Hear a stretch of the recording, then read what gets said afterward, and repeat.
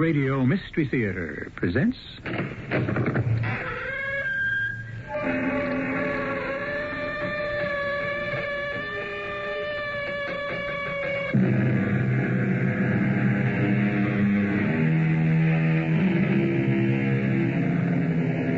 Come in. Welcome. I'm E.G. Marshall. How well are you plugged into your world? I don't mean the world around you, outside of you. I mean your own private world, the one inside of you. Most men and women are content enough to take themselves as they find themselves. But some, either running from the world outside or searching for the one within, seek new frontiers, far more dangerous than even the boundaries of space, more exotic than the mysteries of the ancient East. If your wife has turned to someone else, why not do the same, George? Not really, Serena. What does that mean? It means if she has, then first I must kill them both.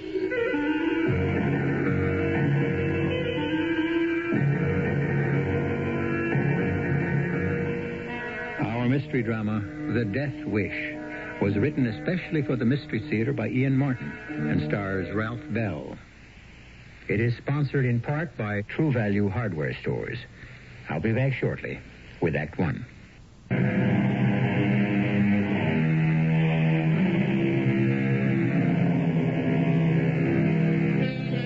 It was Satchel Paige, the ageless baseball pitcher, who said, "Never look back. Somebody might be gaining on you." That's a pretty apt description of almost any of us these days. Life is a perpetual train we are running to catch. A race just to stay ahead of the bill collector. A mad dash to accumulate enough of the world's goods to buy security, which dances farther and farther away. George Solway is so little different from any of us that it would not be unfair to say that he could be you. Or me. Tickets, please. Come on, commuters, ante up. Oh, hello, Mr. Solway. Hi, Connie. How's it going? Oh, back and forth. How's it with you? You know how it is with us brokers, up and down. Today down. No, the market? No, me, I'm pooped. Beat. About to ankle back the bar car and get me a little restorative. You gotta watch that stuff, Mr. Solway. Could get to you. Well, I hope it does before I fizz off like a rocket through the ceiling. Hey, something wrong? Only the process of coping with everyday living. It's getting on my nerves. I know what you mean. I wonder if you do, Connie. I hope you don't. Forget it. I'm just knocked out. Like my fellow passenger here. I almost forgot. Here's his ticket. He asked me to give it to you so he wouldn't be disturbed. Oh, he looks dead to it. I better check him before we get to his station. Oh, don't worry, Connie. He gets off before me. Denton, I'll see he doesn't miss it. Well, you might cork off yourself. Forget it. I'm wound up like a spring these days. The last thing I can do is sleep. Anywhere. It's been building slowly. I can't say I haven't been conscious of it, but I try to put it out of my mind. It's nothing special, just the way I live. Trade on the market floor all day, hit the commute home, try to be a husband, a father, commute back. All the time inside is like a pressure cooking without any safety valve. I gotta do something. But what? I also gotta live. And this is the only way I know how to. When I got back with my double martini, my companion was awake. Excuse, please. I wish to thank you so much. For what?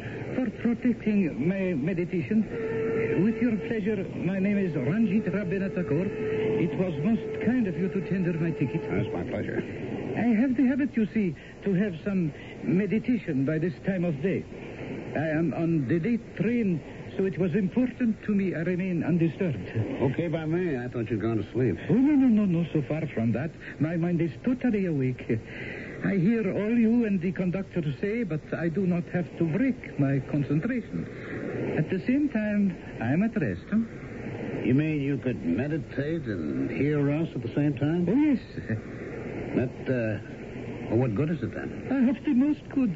Such peace, such relaxation, such rest for the soul. In rhapsodic meditation, I am in perfect balance. I can put away all care, get away from all pressures, step back far enough to see them for what they are. Rhapsodic meditation? What is that? One of those new religions? No religion at all, my dear man. Pure common sense. Yeah, sure. What works for you doesn't necessarily work for me, though. I have never suggested it might. I only answered your questions. Oh, sure. But, you'll excuse me if I stick to the old fruit of the vine to get me back off the ceiling? To each his own, as long as it works. But I think one is a negative approach, and the other a positive. May I give you my card? Sure, but what for? You interested in the market? I am interested in many things, of course. But at the moment, only you. Me? Why? Because I think you are looking for help. And in RM, you might find it. Your attention, ladies and gentlemen. The next stop will be Denton. Denton, next stop. Pardon me, please. This is where I must get off.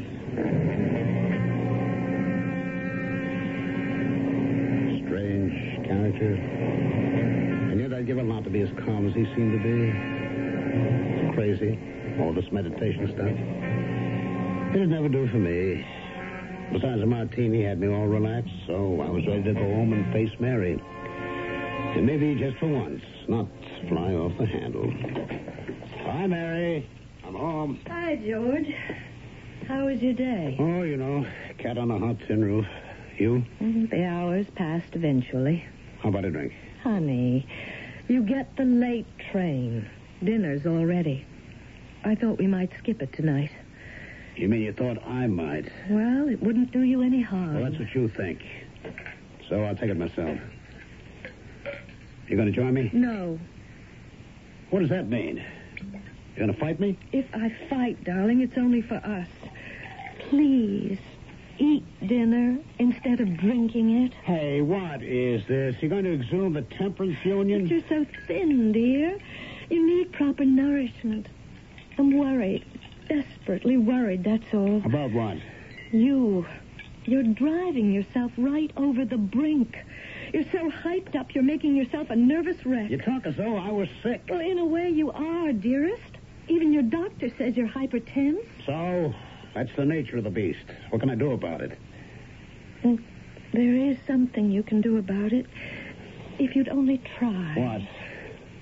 Look, maybe I will join you in one drink so we can talk about it. Oh, a weak one, please.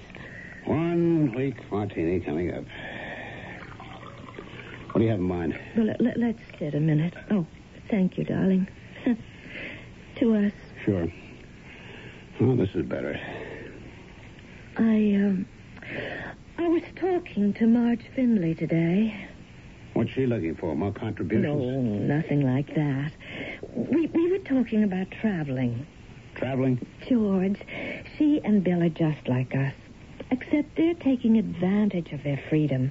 6 months ago, they had that delirious Caribbean cruise. Now, next week, they're off for another whole month in the Pacific. Well, that's all very well for Bill. If he can afford it, I just don't see where he finds the time. Same place you could find I it. can't get away from the street, Mary. You're not a customer's man. Nobody depends on you. You have no plan. My employers depend on me to make trades for them. Look, Glastonbury and Pepper have plenty of others to fill your shoes, and they don't mind taking vacations. Lord knows you've filled in for enough of them. It's different for them. We have the children to worry about. Oh, what children? Tom and Alex are both off at college. Yes, but Debbie... Debbie is in boarding She school. comes home weekends and vacations. Well, not many weekends. George, you're killing yourself at this pace. You've just got to slow down. What do you want me to do? You're a workaholic. I think you've driven yourself till you're ready to snap any moment. I'm trying to save you from that. Don't you understand? You've got to see a doctor. I've seen a doctor. What does he have to tell me that I don't know? Well, it isn't a medical doctor you need. Oh, so that's what all this is working up to, huh? You think I flipped out, huh? That's what you think of me. I didn't say that. But it's what you thought. Now, don't lie to me. George, you're hurting me. What do you think you're doing to me? Oh.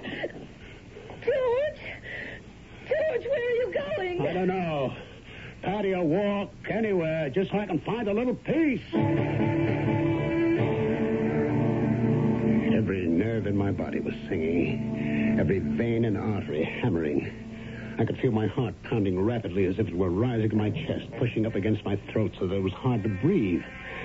I had to do something, but I wasn't ready for some jerk to pick my brains or rummage around in my psyche. Not yet. There must be some other way. And then I remembered the little Indian gentleman on the train. I fumbled in my pocket for his card and found it. I'd give him one try. Yes, please? Mr. Rabina Tagore? You may call me a Maharishi. Maharishi?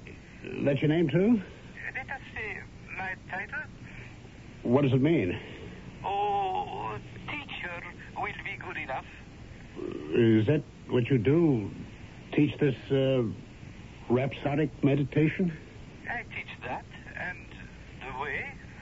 Well, is there some way you could teach me how to use it? Oh, but of course. Is it expensive? That would be up to you. To join the society is a fee of $200 to those who can afford. I think you can. To be frank, in many ways, I think you cannot afford not to, Mr. Solway. You know me? You know my name? Oh, yes, Mr. Solway. I have been expecting your call.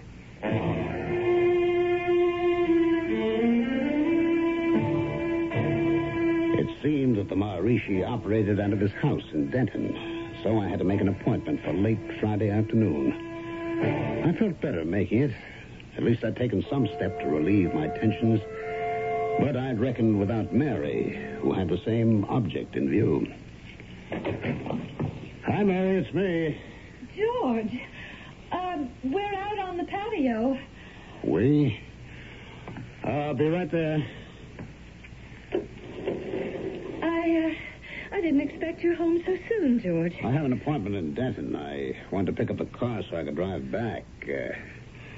I hope I'm not butting in. I didn't know you were expecting company. Well, I wasn't. I mean, well, look who just dropped in. This is Phil Egan. Oh, I don't believe I've had the pleasure. Well, you haven't met. But heavens knows you've heard me talk about him enough. Phil and I went to high school together. Not the same class. I think I was 2 grades ahead. How do you do, Mr. Solway? How are you? Would you like to join us for a drink, darling? No, thanks. I've got to be on my way to my appointment. Don't let me break up the party. No party. Your wife and I were just renewing old acquaintance. Yeah, so I see. Don't let me stand in the way. I have to bow out anyway. Oh, George, you don't understand. He's your guest, yes. You take care of him. I have my own problems. What? Where are you going? Oh, that's my secret. It's only fair, isn't it, since you seem to have some of your own? I'll be back for dinner. There is going to be dinner. Of course. The last thing I needed was to meet the man that Mary might have married. Would have until she met me. Philip Egan. Meeting him at last, I had only one blind desire. To kill him. Wipe him out forever. But I never imagined then that that was exactly what I had condemned myself to do. The eternal triangle, one of life's most terrifying cliches. But stop a minute. Do we know that this one is a cliche? Or are there angles within angles that may change the shape of things to come? Can rhapsodic meditation bring George Solway a peace that may not passeth understanding, but at least may bring understanding itself? Or will it start him on a voyage within himself that will lead him to a whirlpool of disaster? I shall return shortly with Act 2.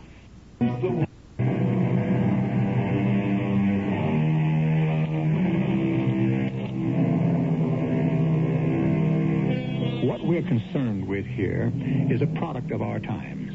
A man pushed by the circumstances of his lifestyle to the end of his control. A man afflicted by one of the most prevalent diseases of our century, the silent killer, hypertension. Not the least of this condition's results is that it not always only kills, but may develop into something far worse. A situation where the victim not only punishes himself, but becomes psychotic enough to blame his agony on others and seeks their deaths rather than his to achieve redemption. I was stunned at the size of the little man's property. The Maharishi owned an estate. A servant in a tucked-up sari that looked like a loose diaper showed me into a small anteroom with a high ceiling. I waited there for a long while with some sort of bells chiming steadily deep in the house and the room heavy with incense. I was more than half asleep when the Maharishi came. Not in Western clothes now, but in a long, flowing robe which made him seem taller and more impressive. Greetings, my friend, Mr. Solway. Pretty impressive place you have here. And not me, Mr. Solway.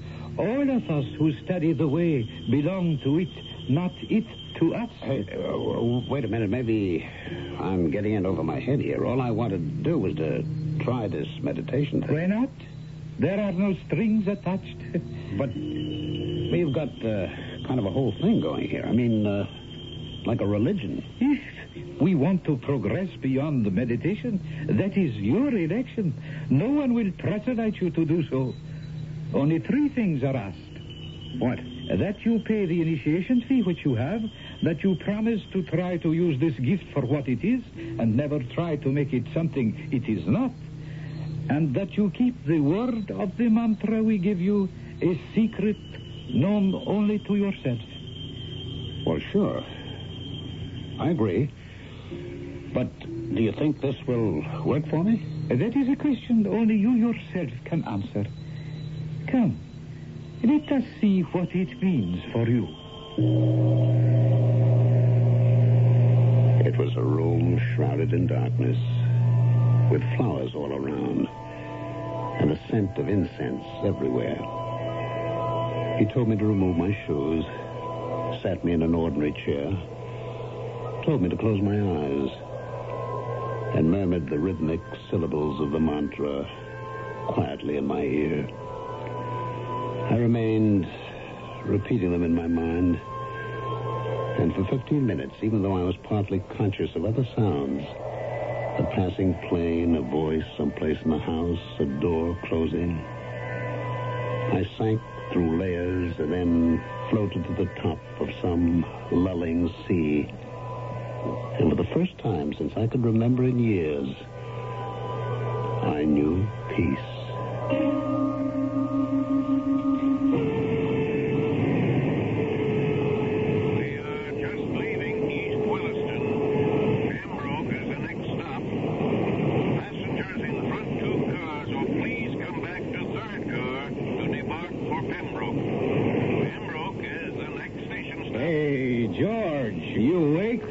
Track back a couple of cars. I wasn't asleep. I was testing something I learned last night. Rhapsodic meditation. Okay. I just want you right on up to Middleton. It happened to me last week and was my old woman sore at me by the time I got back. I was meditating. You can lose everything while you're in meditation. There are no thoughts. Just a soft blank. A warm nothingness. A blanket of forgetfulness. You can't talk to Max Berger. He has to put down everything he hears. That's why he's not well liked. Still, it's difficult to talk about RM to anyone. Even my wife. More coffee, George? Oh, this'll do. It's almost train time. Oh, George, if you would just talk to this psychiatrist once. I don't need a psychiatrist. I have RM. I've been going to him. He's wonderful. You'd be better off with meditation. It's a heck of a lot cheaper. Look, we don't have to worry about money, George. Which is exactly why I want you to stay out of the clutches of some head shrink. That is a terrible thing to say. If you knew how much this man has put himself out to help us without asking anything in return. Oh, to help you, maybe. Is that it, Mary? You're just tired of me and looking for something better? That's the last thing you should ever say to me, George. Well, how could I blame you? After all, I'm such a terrible grouch, impossible to live with. Already halfway around the bend. Oh, for heaven's sake, let's stop arguing. I have a train to catch. Driving to the station, parking the car, my nerves were exploding in small bursts all over my body like electrical charges. I thought, what if Mary was unfaithful to me? And then the corollary, perhaps she already is. And I knew I needed meditation more than ever. I could hardly wait for the train to start rolling. So tell me, George, how were the dreams last night? Getting better all the time? I don't dream, Max. At least I try not to. It's nightmare time. Yeah, I know what you mean. The way things go sometimes, there's just no escape. Well, I found one. Huh? Oh, you mean that meditation gimmick? Hey, how is that? You meet any luscious dames while you're daydreaming? No, that's not the object, and it isn't daydreaming. Well, whatever it is. No dames? No. Well, you can bet if I went in for it, that's what would tease me into suspended animation. Oh, knock it off, will you, Max? Oh, pardon me. You take this thing seriously. Yes, I do. So what do you get out of it? Peace. Relaxation. I sat back, letting my hands fall on my knees. I started the rhythmic cadence of my mantra running through my head. Although I could still hear the rattle of the train, it had ceased to be part of my consciousness. I was in a warm, encircling sea, spinning gently but insistently to the vortex in the center. I was content. There was no fear. And then the voice was calling. George?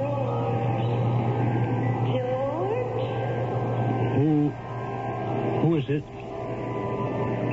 Who are you? I am Serena. I'm waiting for you. Where? Beyond the edge. The edge of what? The edge that separates your world from mine. How can I cross it? When you are ready to leave your world behind, you will know. Why should I want to? Because only then will you know an end to torment and the final peace.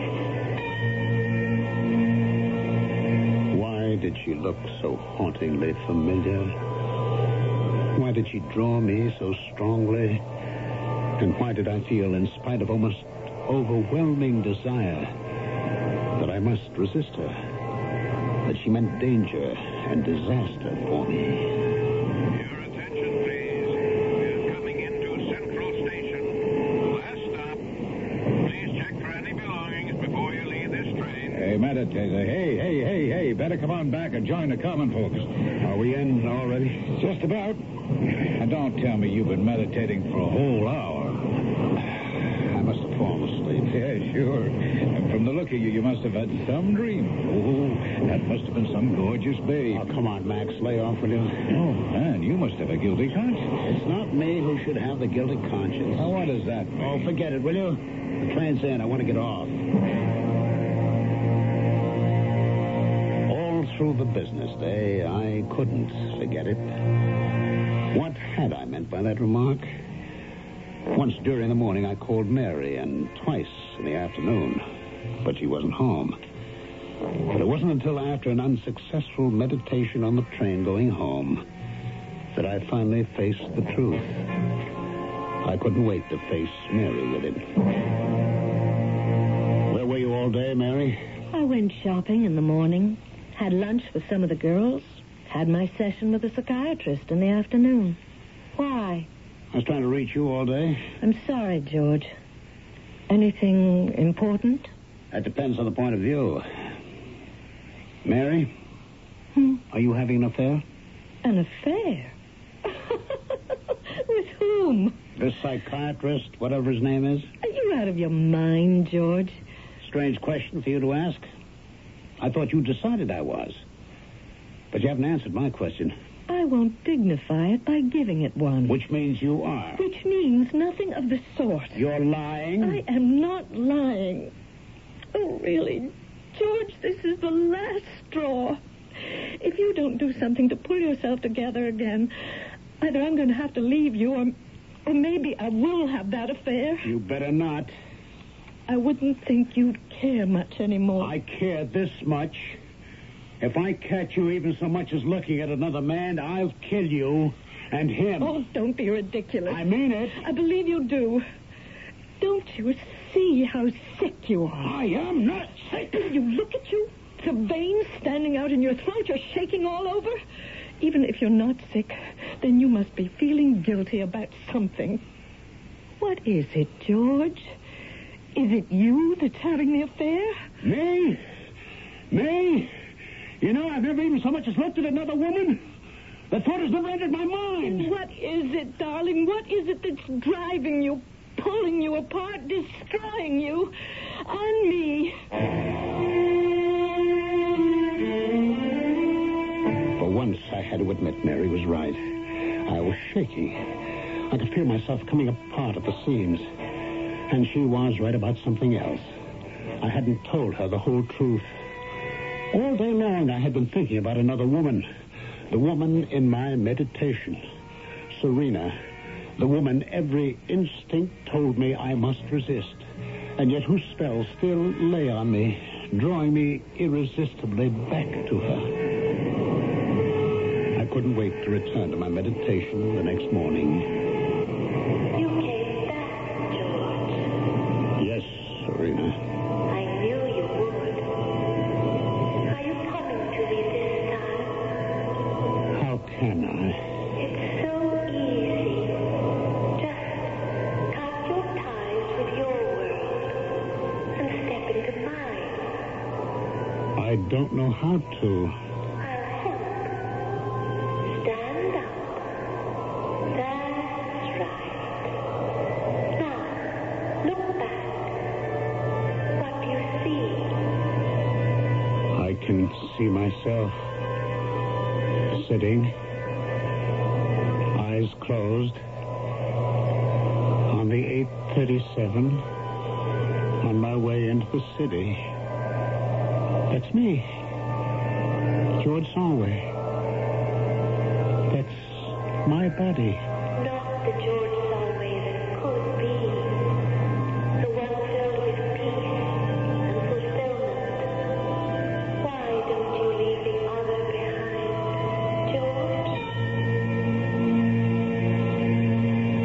I turn and look at the woman. She is blindingly beautiful. So beautiful I can't separate her features.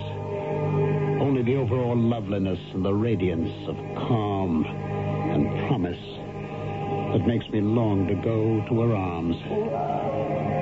But another force drags my glance back to the figure sitting so still and unmoving on the swaying train seat. I'm cold suddenly and afraid. And for the first time in my life, I understand what is meant by the death wish. What a terrifying thing it is to invade the privacy of a man's mind, to watch him struggle between illusion and reality.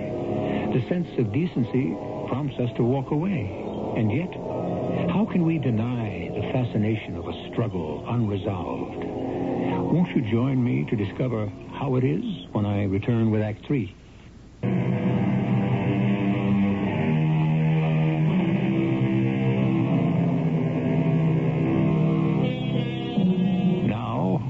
Return again to the haunted chambers of George Solway's mind as he rides in suspended animation on his morning commuter's train. He hangs in a half-world between the bright promise of illusion and the black, stark reality of his crumbling personal life. Which way should he reach? For the blessed anodyne of total nothingness and a shadowy world of release from pain? Or the old world, which has become as agonizing as the tortures of the rack? Let us find out. I'm waiting, George. I'm afraid, Serena. There's nothing to be afraid of. Come, George. Now. Before it's too late. Too late for what? To take me in your arms. Hold me. Possess me. Make me your own. I can't Serena, I have a wife. I know. I can't leave her. Why not? She doesn't love you anymore. No. The way I've been lately, I could hardly blame her if she's turned to someone. And has she? I don't know. I'm afraid. I think she has. What's sauce for the goose is sauce for the gander. If she has, why don't you do the same? No, not first. What does that mean? It means if Mary has and I find out, first I'd kill them both. If you did that, then you wouldn't be able to return to me. Why? There would no longer be room for you in my world. It's now or never for me. I guess it has to be never. Goodbye, George. No, wait.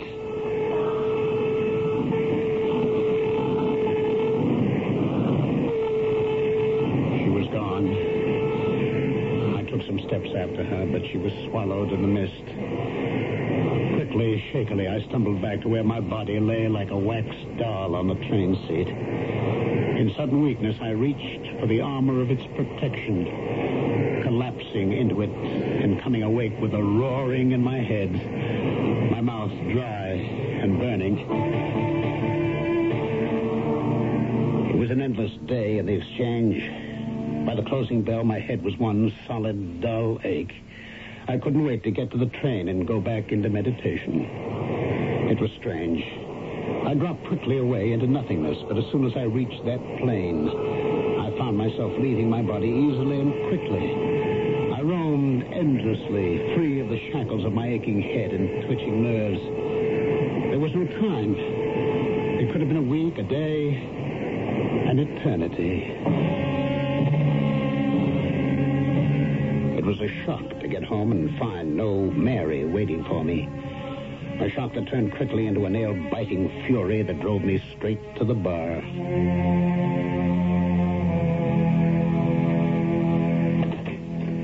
George! Oh, I'm sorry. I didn't mean to be late like this. Where have you been? Out. Nowhere. Just driving. What train did you catch? At 4 o'clock? Oh, I wasn't expecting you back till the 4:50 at the earliest. Yes, I'll bet. I don't like your tone. And I don't like your lies. What lies? Who do you think you're kidding? Just driving around. If you were, who with? Myself. You expect me to believe that? Who do you think I was with? The guy. What guy? The guy, the one you're having an affair with. You are impossible. I can't take it anymore. If you have to know where I was, I'll tell you. I was with Ruth Harris. Oh? Ruth Harris. She's a travel agent. I was talking with her about going away for a couple of weeks so I could get hold of myself. And maybe you could do the same. Your dinner's on the stove. You can heat it yourself. I'll leave breakfast in the morning. Where are you going? Upstairs to get my stuff and move it into the guest room. I have had all I can take. I had a lousy night. Couldn't sleep.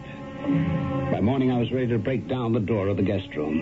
Then I had a better idea. I clumped downstairs, took a noisy breakfast, which I didn't eat, and left for the station by car at my usual time. But I didn't go to the station. I parked at the nearest shopping mall and walked back to the house. I found a place in the shrubbery where I could watch the front door and settle down to wait. It was nearly 11 o'clock that he came, getting out of his car and going up bold as brass to ring the front doorbell. The man I'd surprised Mary with less than a week before. Something Egan. Oh, yeah. Philip.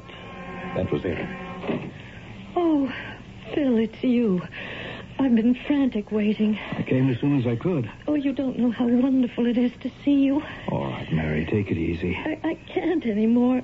This thing has got to be settled, Phil. I can't live with it anymore. Mary. What? Look at me, dear. Now, simmer down. We'll find a way to settle it. Let's go inside now, shall we? seen it. I'd seen the proof. But for a moment, I couldn't believe it. I was being driven to murder. But coldly, I decided I had no intention of paying the price for it. I didn't have to. The just punishment for their treachery to me could be meted out while I was miles away from the scene and securely alibied. I turned and headed for the railroad station. Wait. Hello, Mr. Solway. You are taking a very late train, I see. Oh, Maharishi. Yes, I had some business that detained me at home. And I have some that takes me from mine. May I join you? Well, yeah, sure, why not? Thank you so much. Tell me, are you meditating regularly? I sure am. Has it brought you relaxation? Yeah, in its own way. Would you excuse me? I usually meditate on the train. Oh, but of course. I have still my morning paper to read. For what I had in mind, that couldn't suit me better. An eyewitness. My presence on a train miles away from my house, established as an unshakable alibi, and an opportunity to prove the incontrovertibility, whether or not my wife was cheating on me, before I killed her and her lover. With no effort, I stepped away from my body to become my astral self. In almost an instant, I stepped through space and time to my house, climbing the stairs to our bedroom. It was just as I suspected. Mary was already in bed, the man seated beside her, smoothing back her hair from her forehead. I feel so cold. Hold me just a minute. Please, Phil. All right. But I hope you're not going to change your mind. No. I won't back out now. I see that he's got to go. I didn't have to hear anymore. It was beyond revenge. It was my life or theirs. I turned to the table drawer on the opposite side of the bed, knowing they couldn't see me. I took out the revolver we kept there for household protection. And even knowing they couldn't hear me, I had to say the words, "Die, die, both of you. I have no life left."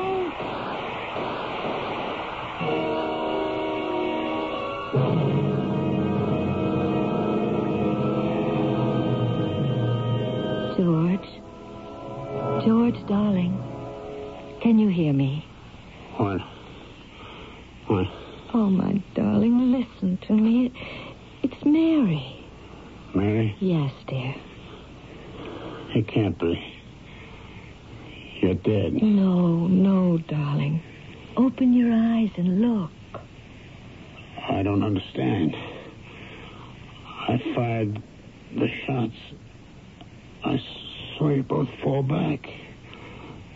The blood. Don't think of all that now. It's over.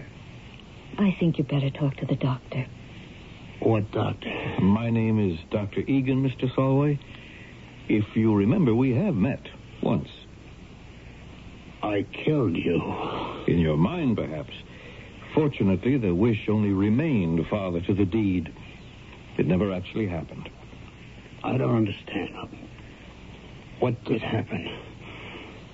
Where am I? In a hospital, darling. How did I get here? A nice little Indian gentleman with a name I couldn't even pronounce, let alone remember, was sitting next to you on the train when you had your seizure. He brought you here. What do you mean, seizure? You went into convulsions. And if you hadn't gotten to the hospital in time, you would have been dead.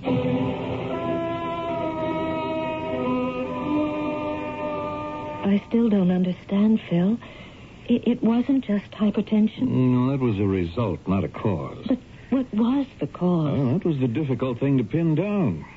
If the oranges had been psychiatric, I couldn't have promised you a cure, but they weren't. Almost entirely somatic. Somatic? Physical. The anorexia nervosa was the clue. Undereating. From that, here in the hospital, they managed to pin it down to hypoglycemia, lack of sugar. All the other symptoms devolve from that. Fatigue, irritation, delusions, and so on. And can he be cured? Of course. Once he'll cooperate. But he thought we were lovers.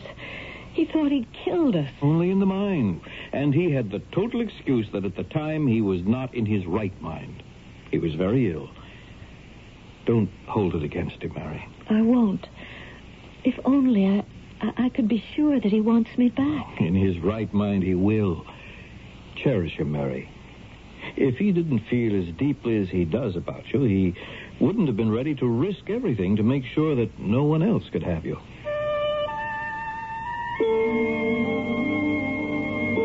I do a lot of meditating these days. Oh, not the rhapsodical kind. I don't need any magic or mantras to daydream where I am with Mary. It's par for the course on the island of Maui, where the waves break on the shore, then form again to run backwards to the horizon. There's something to this traveling after all. And taking a long break every so often, no matter what it costs. Why didn't I find it out sooner?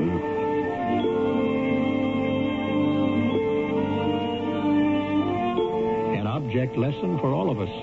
It was William Wordsworth who warned us a century and a half ago that the world is too much with us.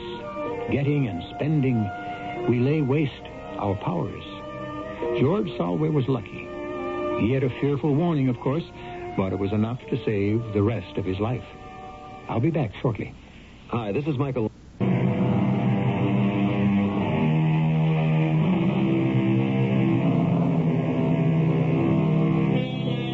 The pace of life today is inexorable. We're all in danger of being driven faster than we have the physique, physical as well as mental, to ride the treadmill. What's the answer if one falters or fails? Stop the world because we want to get off? That's scarcely practical. But how about just getting off? Stop yourself and let the world go on until you're ready to catch up. Impossible? Impractical? It's an individual choice. It's a matter of what values you place upon life and the living of it. Our cast included Ralph Bell, Carol Teitel, William Griffiths, and Ian Martin. The entire production was under the direction of Himan Brown. This is E.G. Marshall inviting you to return to our Mystery Theater for another adventure in the macabre. Until next time, pleasant dreams.